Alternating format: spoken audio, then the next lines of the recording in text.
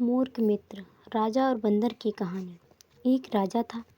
उसके राजमहल में एक बंदर रहता था। बंदर राजा की सेवा करता था और उसके अंतपुर में ही निवास करता था।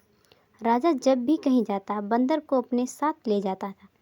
इस प्रकार बंदर राजा का बहुत विश्वास पात्र सेवक बन गया। एक बार गर्मी के दिनों में राजा सो रहा था और बंदर पंखा हिलाकर राजा को हवा कर रहा था। तभी कहीं से उड़ती हुई एक मक्खी राजा के शरीर पर आकर बैठ गई। बंदर ने उसे भगाया, किंतु मक्खी फिर वापस राजा के ऊपर बैठ गई। बंदर बार बार मक्खी को भगाता और मक्खी कभी राजा की नाक पर, कभी माथे पर, तो कभी छाती पर बैठ जाती। बंदर को अत्यधिक क्रोध आ रहा था।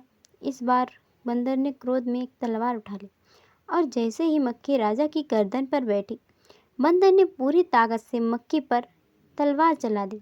मक्खी तो उड़ गई, पर राजा का सर धड़ से अलग हो गया और राजा की मौत हो गई। दोस्तों, हमें इस कहानी से सीखने को मिलता है कि राजा और बंदर की मूर्ख मित्रता होने के कारण मूर्ख मित्र से विद्वान शत्रु ज़्यादा अच्छा होता है।